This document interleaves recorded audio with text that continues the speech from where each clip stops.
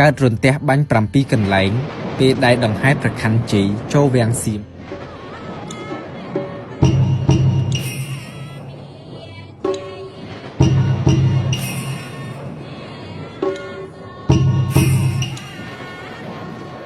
អំពីអភូតហេតុដ៏អស្ចារ្យពេលដង្ហែប្រខាន់ជ័យស្រីចូលមកព្រះរាជវាំងលួងសៀម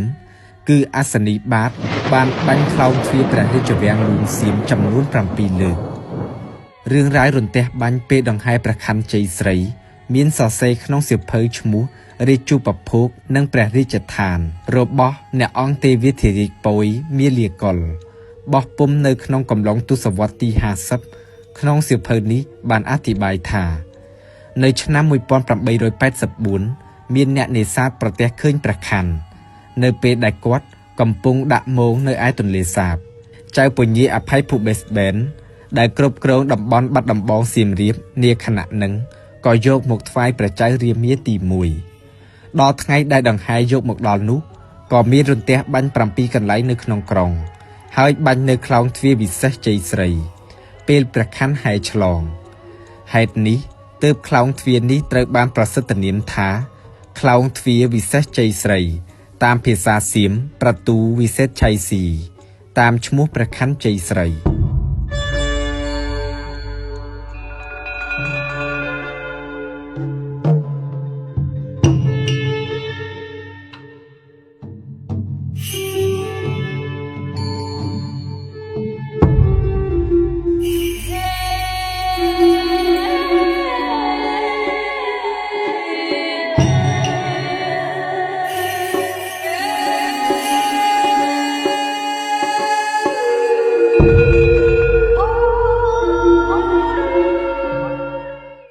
សូមអរគុណលោកស្រីអ្នកនាងកញ្ញាដែលបានចំណាយពេលវេលាយ៉ាងមានតម្លៃក្នុងការតាមដានទស្សនាវីដេអូមួយនេះតាំងពីដើមរហូតដល់ចប់ប្រសិនបើលោកស្រីអ្នកនាងកញ្ញាមានចំណាប់អារម្មណ៍ចូលចិត្តស្ដាប់នៅរឿងរ៉ាវប្រវត្តិសាស្ត្រក៏ដូចជាសិល្បៈវប្បធម៌អរិយធម៌របស់ខ្មែរលោកស្រីអ្នកនាងកញ្ញាអាចចូលទៅកាន់គេហទំព័រ YouTube ផ្លូវការខ្មែរអតីតកាលដោយគ្រាន់តែវាយឈ្មោះរបស់ខ្ញុំបាទពន្លឺរស្មីជាភាសាអង់គ្លេសនោះលោកអ្នកនឹងឃើញគេហទំព័រផ្លូវការរបស់ខ្មែរអតីតកាលពីខ្ញុំបាទពន្លឺសូមអរគុណនិងសូមគោរពលា